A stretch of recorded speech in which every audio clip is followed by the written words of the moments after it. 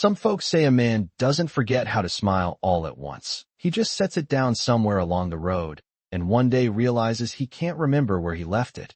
And if you ever passed through Mercy Ridge on a late afternoon when the sun hung low over the dry hills and the dust turned gold in the light, you might have seen a man named Caleb Whitaker riding in slow from the north pasture, hat pulled low, shoulders steady. The kind of man who did what needed doing without asking much from the world. And if you watched him close enough, you'd notice something missing that most folks carry without thinking, something small but telling, because in the 10 years since the winter that took his wife and little girl, no one in that town had seen him smile, not at a good harvest, not at a joke told on the mercantile porch, not even when the first spring rain hit the roof of his cabin after a long dry spell. And over time folks stopped trying. They'd nod to him, tip their hats, keep their voices respectful but distant, like you do around a place where the floorboards creak in a way you don't quite trust. And Caleb never seemed to mind. He paid his debts on time, fixed fences for neighbors when storms came through, helped pull a wagon from the mud if he happened to be riding by. But he did it all with a quiet that settled heavy, like dust on a shelf no one reached anymore. His ranch sat a mile outside town, a modest spread of land with a weathered cabin, a small barn, and a stretch of pasture that caught the wind just right. The kind of place that could feel like home if there was someone to share it with. But inside that cabin there wasn't much to suggest anyone lived there beyond the bare essentials. One chair pulled up to a plain wooden table, one plate set out each night, a cast iron stove that burned just enough to keep the cold out, but never quite enough to make the place feel warm. And if you stepped onto that porch at dusk you'd hear nothing but the wind moving through dry grass and the distant low of cattle. No laughter, no voices, just the kind of silence that settles in deep and learns the shape of a man's life. Caleb had grown used to it, or at least he carried it well, the way a person carries something heavy long enough that it starts to feel like part of their body. And though no one spoke of it outright, everyone in Mercy Ridge knew the truth of it, that there are some wounds time doesn't close, it only teaches you how to live around them. And Caleb Whitaker had been living around his for a long while now, steady as the seasons, quiet as the land, a man who kept moving forward because stopping meant looking back, and looking back was something he had long since decided he would not do. The folks in Mercy Ridge had a way of measuring time that did not always show up on a calendar. They measured it in seasons that came and went across the same stretch of land, and how many times a fence needed mending after a storm, and how long it had been since a man last joined in laughter on the porch of the general store. And when it came to Caleb Whitaker, they counted 10 full years not by numbers but by absence. The absence of a second cup on his table, the absence of a woman's voice drifting out from his cabin in the evening, the absence of anything that sounded like joy. Though no one could say he had turned bitter, because he had not. He had simply grown quiet in a way that made people lower their voices around him without quite knowing why. Old Mr. Harlan at the feed store used to say that grief shows itself in different ways. Some men shout it into the world, and some men carry it like a stone in their pocket. And Caleb was the second kind, the kind who kept moving, who fixed what broke, who rose before the sun and worked until the light was gone, but never spoke more than he had to, and never once let his guard slip long enough for anyone to see what lived underneath.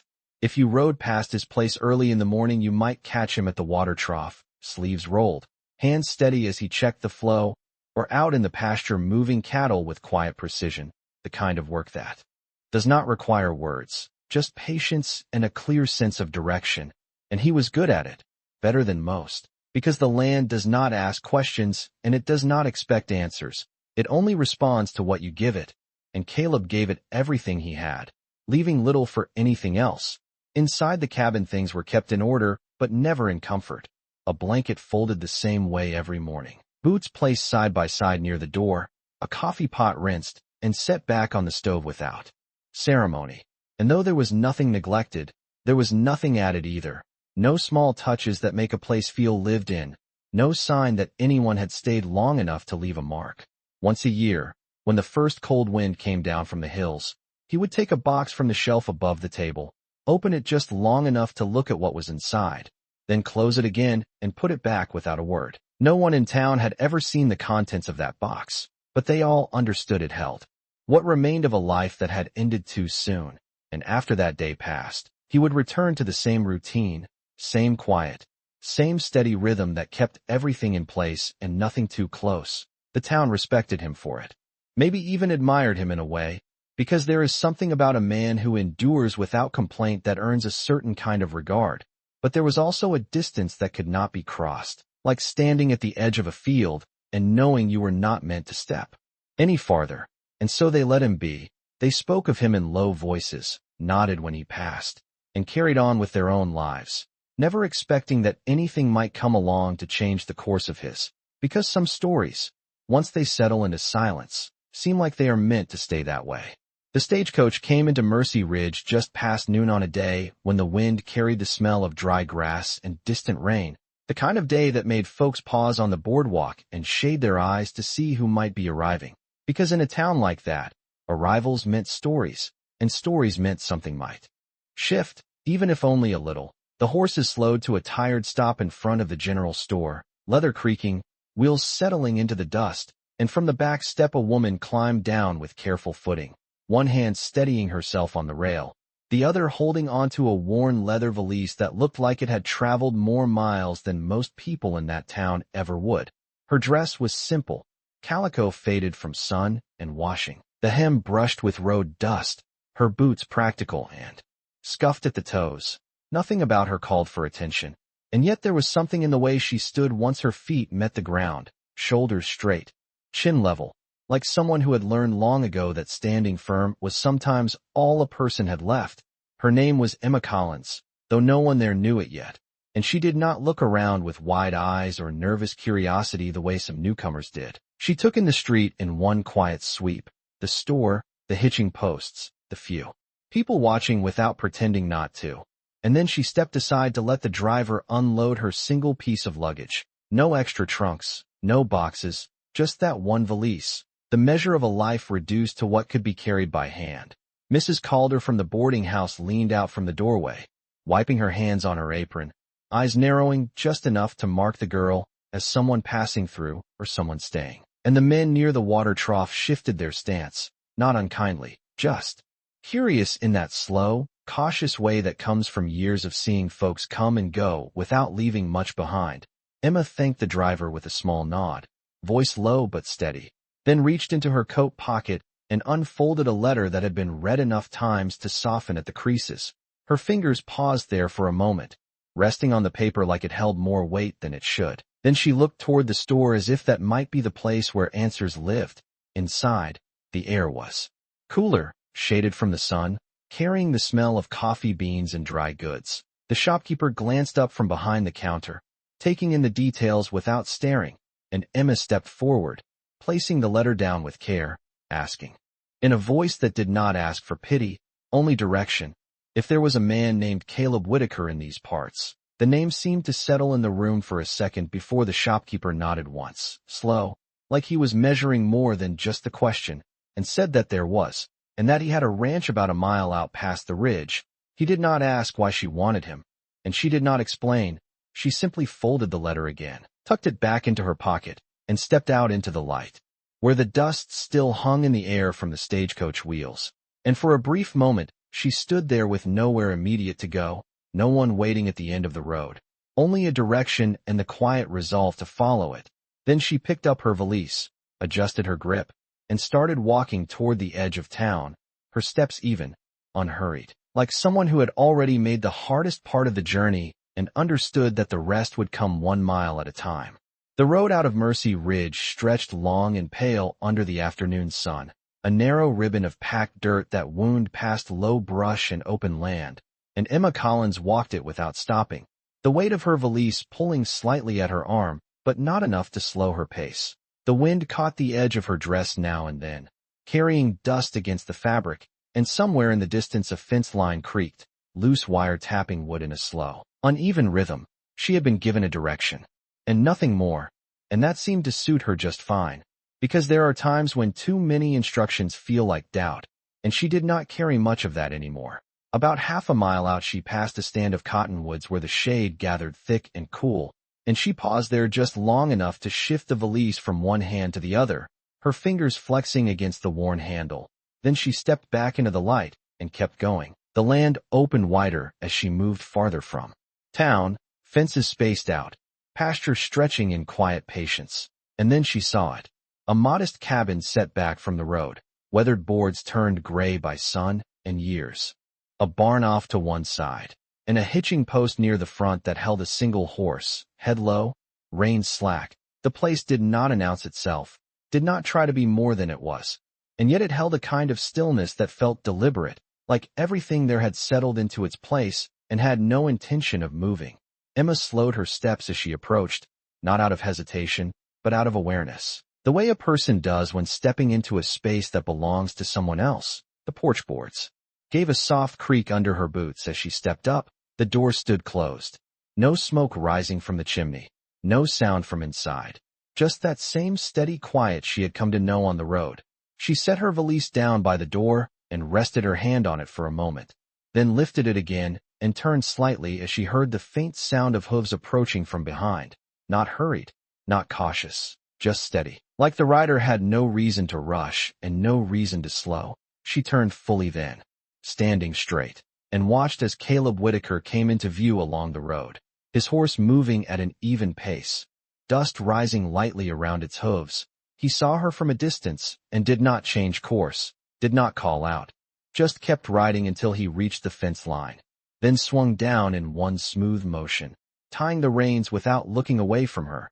His hat cast a shadow over his face, but his eyes were clear, steady, taking her in not as a stranger to be questioned, but as something unexpected that had already arrived. For a moment neither of them spoke. The wind moved between them, carrying the dry scent of grass and earth. And then Emma reached into her coat pocket, drew out the folded letter, and held it out toward him without stepping closer. Caleb did not take it right away. His gaze dropped briefly to her hands, to the small details that most people missed, the roughness at the knuckles, the way her fingers held steady despite the long road behind her. Then he stepped forward, took the letter, and unfolded it with a practiced motion. His eyes moved across the page once, no more than a few seconds. Then he folded it again and slipped it back into her hand. His voice when he spoke was low, even, without edge, but without warmth either. He said the cabin was about 2 hours from town if you rode and longer if you walked. Then he added that he was not looking for conversation and did not offer anything more than a place to stay and work to be done. His words hung there, simple, direct, without room for misunderstanding. Emma listened without interruption, her expression unchanged, and when he finished she gave a small nod, not quick, not hesitant, just certain, and said she knew how to work and that she had come to stay, not to be turned around at the door. Caleb held her gaze for a moment longer, as if measuring something that could not be put into words. Then he turned toward the cabin, pushed the door open, and stepped aside just enough to leave the space clear for her to enter if she chose. No gesture, no invitation spoken, just the absence of refusal, and Emma picked up her valise, stepped forward, and crossed the threshold without looking back. The inside of the cabin held a kind of quiet that felt older than the walls themselves, the air cool and still, carrying the faint scent of wood smoke long since burned away. Emma stepped in slowly, her boots making a soft sound against the worn floorboards, and for a moment she did not move any farther, not out of uncertainty, but because she understood that some spaces needed to be seen before they were touched. The room was simple, one main space with a cast iron stove set against the far wall, a table near the center, and a narrow doorway leading to what must have been a smaller sleeping area. Everything was clean, not a speck of dust out of place, but it was the kind of clean that came from absence rather than care, as though nothing had been disturbed long enough for dust to settle in the first place. One chair stood at the table, pushed in neatly, and beside it a second chair had been turned slightly away, angled toward the wall as if it had been moved there and left without thought. Emma's eyes lingered on that for a brief second before moving on. There were no curtains at the window, only bare glass that let the light fall in sharp and unfiltered. No cloth on the table, no small objects that suggested anyone had tried to make the place feel softer, warmer, lived in. Caleb stepped past her then, moving with the same quiet certainty he carried outside. He crossed to the stove, checked the kettle though it was empty, then set it back without comment.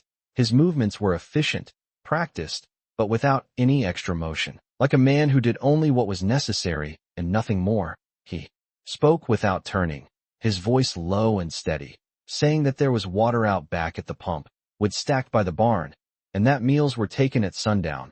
He did not ask if she could cook, did not ask if she needed anything. He simply laid out the facts as they stood. Emma set her valise down near the wall, her fingers resting on it for a moment before she knelt and opened the clasps. The soft click of metal against metal seemed louder in the stillness. She lifted out a folded apron, a small bundle of cloth, and a tin cup wrapped carefully in a piece of fabric, each item placed with intention, not spread out, not claimed, just set where it might be used. Caleb glanced once over his shoulder, not long enough to stare, just enough to notice. Then he moved toward the door again, pausing only long enough to say that the room beyond the doorway was hers if she chose to stay. No further explanation, no condition added to the statement. And then he stepped outside, leaving the door open behind him, the sound of his boots fading into the yard. Emma remained where she was for a moment longer, listening to the space he had left behind. The way the silence settled again, but felt slightly different now. Not as empty, just altered. She stood then, moved to the window, and reached out to touch the edge of the frame, the wood worn smooth in places where hands had once rested. Then she turned back to the table, her gaze settling once more on the second chair angled away. She walked over, placed her hand on the backrest, and without hesitation turned it gently to face the table again. The movement small, almost unnoticeable, but in that quiet room it felt like something had shifted. She did not step back to admire it, did not pause to consider the change. She simply moved to the stove, set the kettle in place, and began to prepare the space as though she had already decided she belonged there, not by right, but by choice. By the time the sun began to dip toward the low hills beyond the pasture, the cabin no longer felt untouched, not fully, not in the way it had when Emma first stepped inside. The kettle now sat warm on the stove, a faint curl of steam rising from its spout, and the table held two plates placed side by side with quiet intention, not perfectly matched but close enough to suggest purpose rather than accident. The light from the window had softened, stretching long across the floorboards, catching the edge of the chair she had turned and settling there like it had been waiting for that simple adjustment.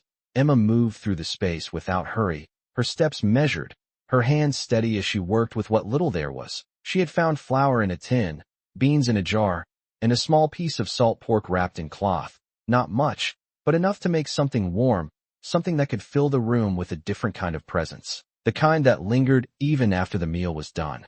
Outside, the sound of Caleb's boots came and went, the rhythm of his work unchanged. He split wood near the barn, checked the fence line, moved with the same quiet purpose he carried through every part of his day. And though he did not step inside again until the sky had turned a deeper shade of amber, he was aware of the difference before he even crossed the threshold.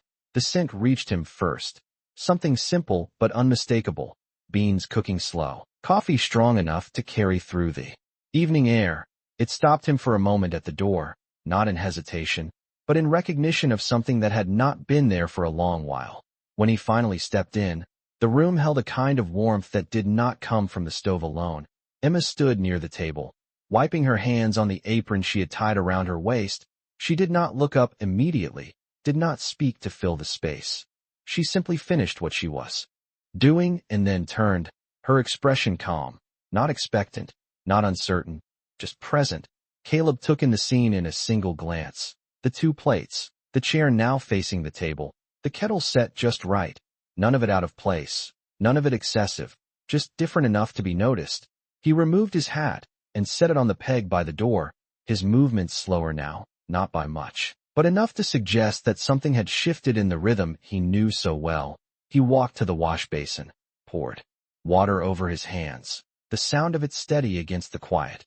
And when he turned back toward the table, Emma had already taken her seat, not waiting for instruction, not asking permission, simply sitting as though that place had always been hers to take. He paused there for a fraction of a second, his gaze moving from her to the second plate and back again. Then he stepped forward and took the chair opposite her, the one that had been turned back into place. The wood creaked softly under his weight, the sound small but carrying more meaning than it should have. They ate without conversation, the only sounds the scrape of utensils against enamel, the soft pop of the fire in the stove, and the wind brushing lightly against the window. Emma did not rush, did not fill the silence with unnecessary words. She ate as though the quiet was not something to fear, but something to respect, and Caleb, for the first time and longer than he could measure, did not push his meal aside before it was finished. He sat there until the plate was empty, until the coffee had cooled in his cup, and even then he did not rise immediately. He remained for a moment longer, his hands resting on the table, his eyes not on her, but not avoiding her either, simply there, present in a way that had not been part of his life for a very long time. And though no words passed between them, the space between the two chairs no longer felt like distance, but something quieter, something that had just begun to take shape. Morning came slow over the ranch, the kind of pale light that seeps in before the sun fully clears the hills, and when Caleb stepped out onto the porch with his boots already on and his hat in hand, he paused without meaning to, because there was a smell in the air that did not belong to his usual mornings. Coffee, fresh and steady, not the kind brewed out of habit, but the kind made with attention. And when he pushed the door open, the cabin greeted him differently than it had the day before. The stove already held a low fire, the kettle warmed, and at the table sat 2 cups instead of 1, steam rising in thin, quiet lines. Emma was at the counter, with her back to him, her sleeves rolled just enough to keep them clear, her movements unhurried. She did not turn at once when he entered, as though she had already accounted for his presence before he stepped inside. Caleb set his hat on the peg, his eyes moving over the room in a way that had become unfamiliar to him, noticing things not because they were out of place, but because they were now there at all. The second cup, the chair no longer turned away, the faint trace of flour dust near the edge of the counter, signs of use rather than neglect. He stepped to the table and stood there for a moment, not sitting yet, his gaze resting on the cup placed across from where he usually sat. Emma spoke then, her voice even, not loud enough to fill the room, but clear enough to reach him without effort. She said the coffee was ready if he wanted it before heading out. No question in her tone, no expectation attached, just a simple offering. Caleb pulled the chair back and sat, the wood making that same soft sound it had the night before. He wrapped his hand around the tin cup, feeling the warmth settle into his palm, and for a brief moment he did not drink, he just held it there, as if measuring the weight of something that had not been part of his routine for a long time. Emma moved to the table then. Not taking her seat right away, she adjusted the position of the cup slightly, aligning it without comment, then sat across from him, her posture straight but not rigid, her presence steady. They drank in silence, the only sound the soft clink of metal against enamel and the distant call of a bird. Beyond the open window, Caleb finished his cup first, set it down carefully, and stood without a word, reaching for his coat by the door. Emma did not stop him, did not ask where he was going or when he would return. She simply rose as well, moved to the stove, and added a small piece of wood to the fire, the flame catching slowly, growing just enough to hold the heat. When Caleb stepped out into the yard, the morning felt the same as it always had, the same stretch of land, the same work, waiting, but something in him carried forward from the cabin, something small, almost unnoticeable, like a shift in the way a door closes when the hinge has been oiled. The day passed in its usual rhythm, fence lines checked, cattle moved, tools set back in their places, but when he returned near sundown, there was a moment again, just before he reached the porch, where he could see the faint glow of lamplight through the window, steady and warm against the coming dark, and without thinking, he slowed his steps, not out of reluctance, but because for the first time in a long while, there was something inside that space worth arriving to, something that did not ask for more than he could give, but quietly offered something he had not realized he had been missing, and though he did not name it, did not speak of it, he felt it there, waiting, as constant and simple as the second cup set out on the table. By the third morning, the rhythm of the cabin had settled into something that did not feel arranged but grown, like a habit that formed without being spoken. Caleb rose before first light as he always had, but now when he stepped into the main room, the fire was already alive in the stove, not large, not wasteful, just enough to take the edge off the chill, and the smell of coffee had become something he no longer paused at in surprise, but something he noticed in a quieter way, like a man. Noticing the steady sound of water where there had once been none, Emma was already awake, seated near the table with a small piece of cloth in her hands, mending something that did not look worth the effort to most people, a worn sleeve. A frayed edge. But she worked with a kind of patience that made small things feel like they mattered. Caleb poured water into the basin, washed his hands, and dried them on the same towel he always used, though now it hung folded instead of left where it had fallen. He did not comment on it, but his eyes lingered there for a second longer than needed. The day moved forward as it had before, but not quite the same. When he returned from the pasture that afternoon, he found the woodpile res-tacked tighter, the loose boards near the porch step reinforced with a simple brace, not enough to draw attention, just enough to make the step feel solid under his boot. Emma did not mention it. She simply moved past him with a bucket of water, her pace steady, her focus on the work in front of her, and when she passed, there was no hesitation, no stepping aside in uncertainty, just a natural adjustment, as though they had already learned how to move around one another without needing to think about it. Later that day, when Emma walked into town for supplies, carrying a small list folded in her pocket, the air in Mercy Ridge shifted in that subtle way it always did when something unfamiliar appeared. Mrs. Calder watched her from the doorway, arms crossed loosely, not unfriendly but observant, and the men near the trough lowered their voices just enough to let their words carry without seeming to.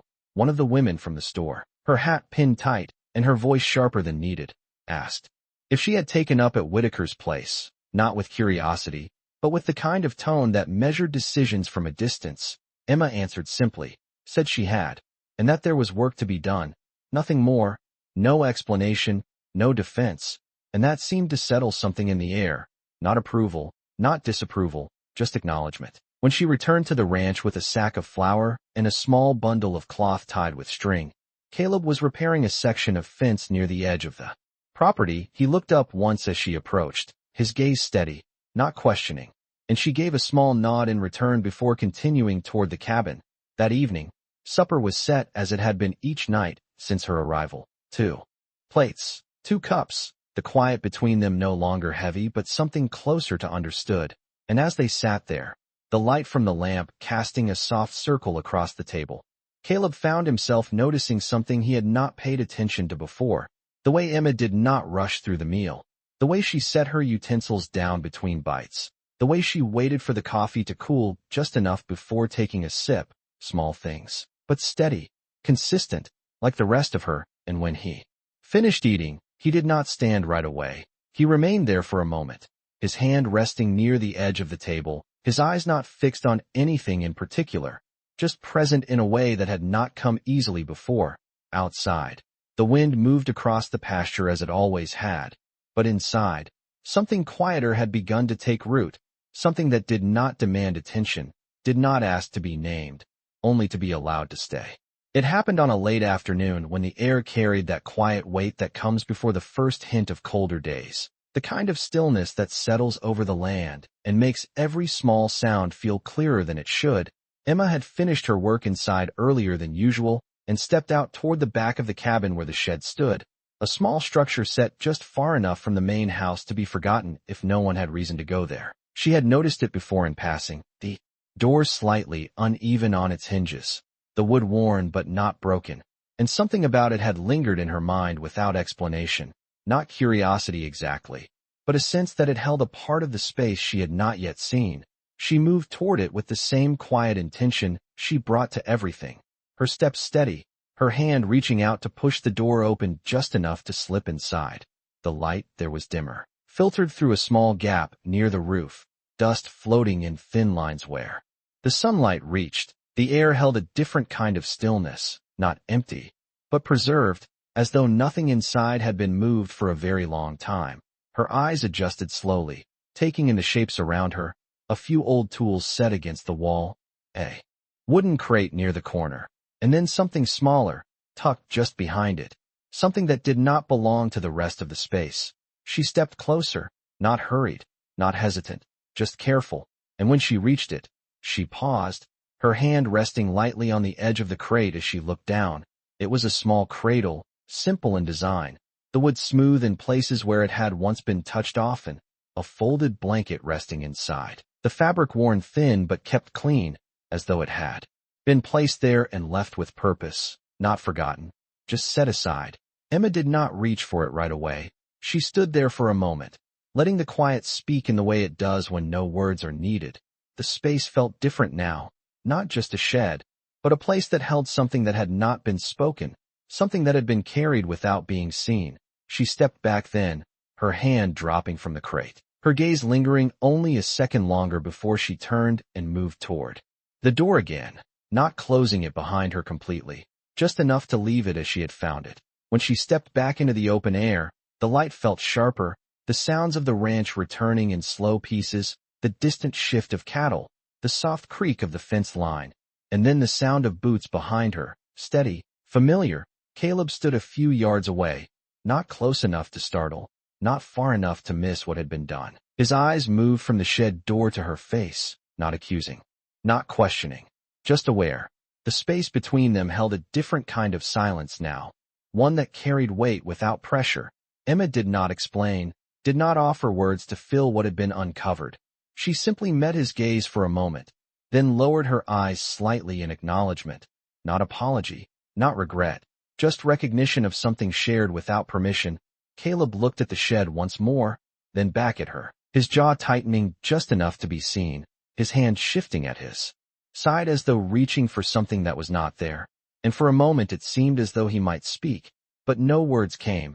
Instead he turned, walked past her without another look, his steps steady but carrying something deeper beneath them, something that had been kept still for a long time and now moved just enough to be felt. Emma remained where she was for a moment after he passed, her hand resting lightly against the side of her dress, her breath even, her posture unchanged, but her eyes held a new understanding, one that did not come from being told, but from seeing. And as the evening settled over the ranch and the light began to fade, the space between the cabin and the shed felt different, not broken, not closed, but opened in a way that could not be undone.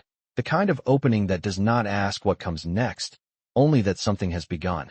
That evening settled over the ranch with a quieter weight than the nights before, the kind that did not come from the sky or the wind, but from something that had been stirred and not yet settled again. Caleb did not return to the cabin right away. He stayed near the far fence line longer than the work required, his hands moving through familiar motions without urgency, adjusting wire that did not need adjusting, checking posts that had already been set firm, as though the extra time outside might give whatever had been loosened inside him a chance to fall back into place. But it did not, and when he finally made his way back toward the cabin, the light in the window was already lit, steady and warm against the darkening land. He paused once more before stepping onto the porch, not out of reluctance, but because he knew the space inside would not be the same as it had been that morning, and he was not certain yet what that difference would ask of him. When he opened the door, the smell of supper greeted him, simple and steady. Beans again, bread warming near the stove, nothing elaborate, nothing unfamiliar, but the air carried more than just the scent of food. It held that same quiet presence Emma had brought with her since the day she arrived, unchanged even after what had been uncovered. She stood at the stove when he entered, her back to him, her hands moving with the same calm rhythm, and she did not turn immediately, did not rush to explain or to speak. She simply finished what she was doing, then set the spoon aside and moved to the table, placing the plates in their usual places, two of them, as always, as if nothing had shifted, as if the space between them had not been opened that afternoon. Caleb removed his hat and set it on the peg, his movements slower now, not from hesitation, but from the awareness that something needed to be handled with care. He crossed to the wash basin, rinsed his hands, dried them, and then stood for a moment longer than usual before turning toward the table. Emma was already seated, her posture the same as every night, steady, composed, not guarded, not withdrawn, simply present.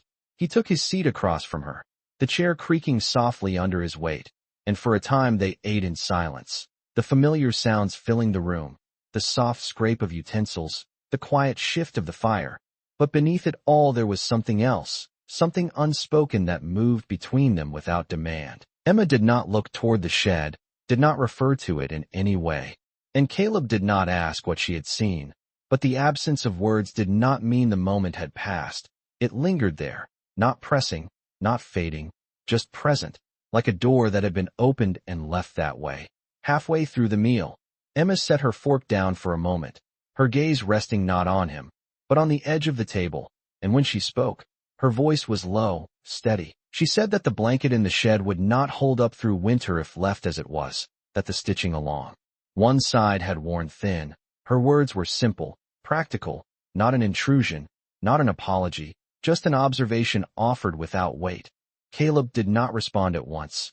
His hand paused where it rested near his cup, his eyes lowered slightly, not in avoidance, but in thought. The room held still around them, the fire quiet, the wind softened outside, and then he gave a small nod, almost imperceptible, and said that the winters here came hard and early, that the nights dropped below freezing before. Most people were ready. His voice did not change, but something in it had shifted, just enough to be felt. Emma nodded once in return, no more than that, and picked up her fork again. The conversation did not continue, but it did not need to, because in that exchange, small as it was, something had been acknowledged, not explained, not resolved, but allowed. And as the meal came to an end, Caleb did not rise immediately as he once would have. He remained seated for a moment longer, his hand resting on the table, his gaze steady, not fixed on anything in particular, but no longer avoiding what had been brought into the light.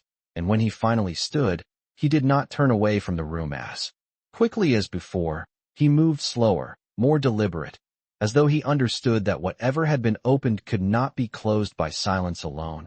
And outside, the night settled in fully, the stars beginning to show above the dark outline of the hills, while inside the cabin, the fire burned steady, and the space between two chairs held something that had not been there before, something fragile, but real, and for the first time in a long while, not entirely alone. The next morning came with a sharp drop in temperature, the kind that settles into the ground overnight and lingers in the air long after the sun has risen, and when Caleb stepped out before dawn, the grass held a thin layer of frost that cracked softly under his boots, the sky still dim, the horizon just beginning to pale. He pulled his coat tighter without thinking, his breath visible in the cold, and for a moment he stood there looking out over the pasture as though measuring something that had not yet taken form. Inside the cabin, Emma had already started the fire, the warmth building slow and steady, not enough to chase away the chill entirely, but enough to make the space livable. She moved through the morning with the same quiet intention, setting water to heat, folding a cloth, adjusting the small things that had begun to shape the rhythm of the place. When Caleb returned from the first round of checking the outer fence line, he stepped inside and paused again, not because the room had changed, but because he had, just enough to notice the way it held him differently now. The second cup sat waiting as it always had these past days, steam rising faint and steady. Emma stood near the window, her hands resting lightly on the sill as she looked out toward the shed, not with curiosity this time, but with something closer to understanding. She turned when he entered, her expression calm, and said that the wind had shifted overnight, that it would likely bring colder days sooner than expected. Her words were simple, practical, but they carried a quiet awareness of the season ahead. Caleb nodded once, setting his hat aside, his eyes following hers toward the back of the property for just a moment before returning to the table. They drank their coffee in the same quiet as before, but the silence had taken on a different tone, not guarded, not uncertain, just full in a way that did not need filling. Later that afternoon, the sky began to gather a low bank of clouds along the horizon, gray and slow-moving, and the wind picked up across the pasture, pushing through the fence lines with a steady force that spoke of weather turning. Caleb worked through it without pause, reinforcing a section of the outer gate, checking the barn doors, making sure everything was set to hold through whatever might come. Emma remained near the cabin, her focus on the tasks within reach, bringing in extra wood, securing the window latch, and when the first cold gust pushed through the yard, she stepped out onto the porch, her arms wrapped lightly around herself, watching the land in the same way Caleb did, not with worry, but with readiness. By the time evening approached, the wind had settled into a steady presence, not harsh, but insistent, and when Caleb returned inside, the fire was already built higher, the room warmer, the table set as always, 2 plates, 2 cups, The familiar arrangement now something that did not need to be considered. They ate with the same quiet rhythm. But there was a subtle shift beneath it, a sense that the space between them had grown steadier, not fragile in the way it had been before, but not yet firm enough to be named. After the meal, Caleb did not move away immediately. He remained seated, his hand resting near the edge of the table, his gaze lowered for a moment before lifting toward Emma, not searching, not questioning, just present. And then, almost as though the words had been waiting for the right moment to surface, he spoke, his voice low, measured. He said that the shed out back had not been used in years, that what was inside it had been left there on purpose, not forgotten, just left. Emma listened without interruption, her posture steady, her eyes on him but not pressing for more, and after a moment, she gave a small nod, not as an answer, but as acknowledgement, and that was enough. The conversation did not continue, but it did not need to, because in that exchange, something had shifted again, not in a way that demanded attention, but in a way that allowed what had been held in silence to begin, slowly, to be shared. And as the wind moved steadily outside, and the fire held its quiet warmth inside, the space between them no longer felt like something that needed to be crossed, but something they were already standing within together. The wind did not leave that night. It stayed low and steady against the walls, pressing softly at the edges of the cabin as though testing its strength, and inside the fire burned a little higher than usual, the warmth reaching farther into the room, casting a soft glow that touched both chairs at the table, not just one. Emma had risen earlier than usual that morning, before even the first pale light reached the horizon, and she moved through the cabin with quiet purpose, her hands steady as she measured flour into a bowl, her sleeves rolled just enough to keep them clean. There was something different in the way she worked, not hurried, not uncertain, but deliberate in a way that carried meaning beyond the task itself. The small space filled with the faint scent of baking, something simple, something that had not been part of the cabin before she arrived. When Caleb stepped in from the cold, his coat carrying the chill with it, he paused as he always did now, just inside the doorway, the warmth meeting him before anything else, his eyes moving slowly across the room, taking in what had been added without ever being asked for. Emma stood at the table, a small round of dough set before her, her hands dusted lightly with flour, and for a moment she seemed almost unsure, not of what she was doing, but of whether it was something that belonged in this place. She looked up when he entered, her expression steady but softer than before, and said only that she had found enough to make something warm, something to keep through the colder nights ahead.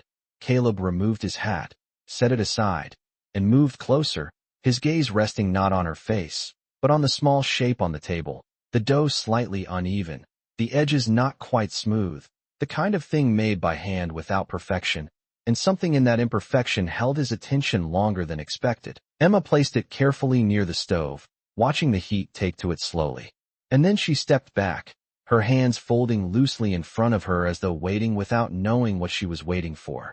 The minutes passed quietly, the only sound the soft crackle of the fire and the wind brushing against the walls.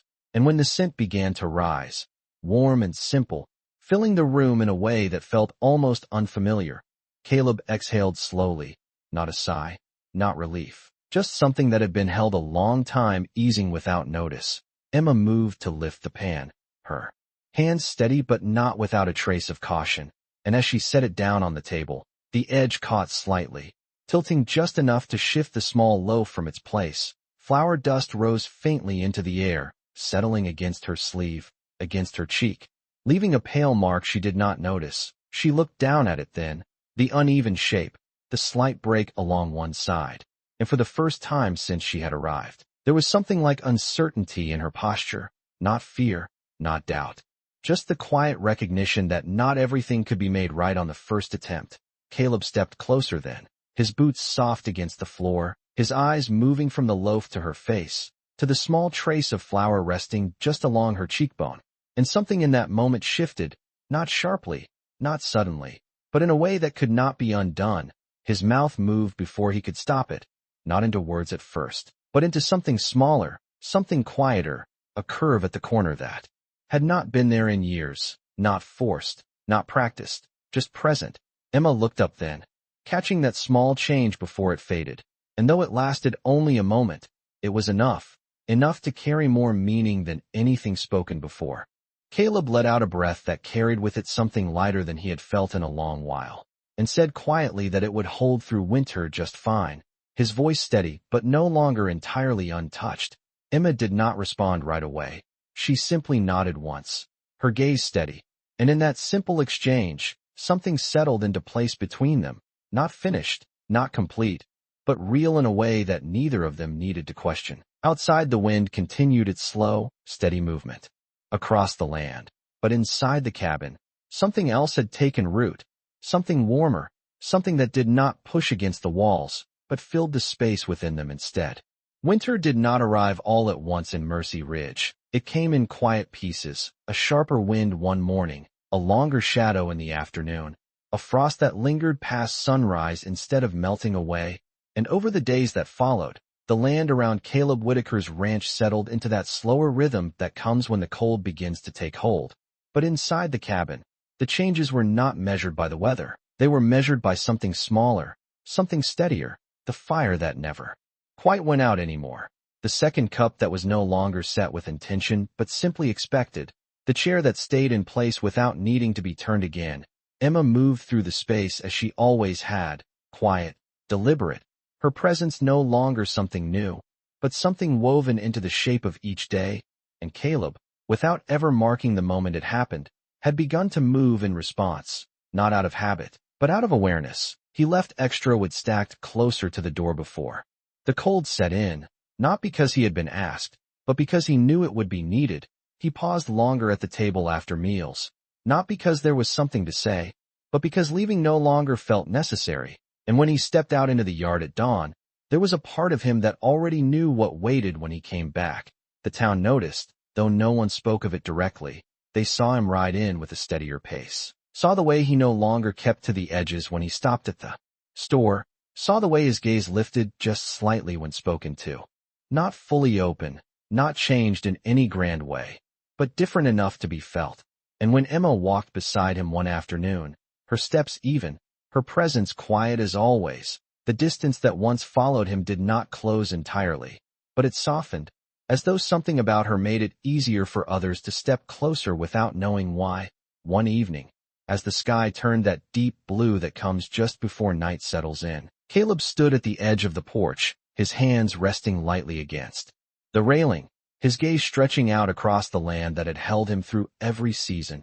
Emma stepped out beside him, not speaking, not asking, just standing there, her presence steady at his side. The wind moved across the pasture, carrying the dry scent of winter, and for a moment they stood in that shared quiet, not separate, not joined in any way that needed to be defined. Just there. Caleb glanced toward her then, not quickly, not uncertain, just turning his head in a way that felt natural. And though the moment passed without words, there was that same small shift again, that quiet curve that had first appeared days before, still subtle, still brief, but no longer unfamiliar. Emma saw it, did not call attention to it, did not hold on to it. She simply remained where she was, her gaze forward, her presence unchanged, and that was enough. Because some things do not need to be spoken to be understood. They only need to be allowed to remain. And as the last light faded from the sky and the first stars began to show, the cabin behind them held its quiet warmth. The table inside set with 2 plates, the fire steady, the space no longer shaped by what had been lost, but by what had been found, not in a single moment, not in a grand gesture, but in the slow, steady way 2 lives had come to rest beside each other. And for the first time in a long while, when Caleb turned back toward the door, he did not walk into silence. He walked into something that felt, in its own quiet way, like home.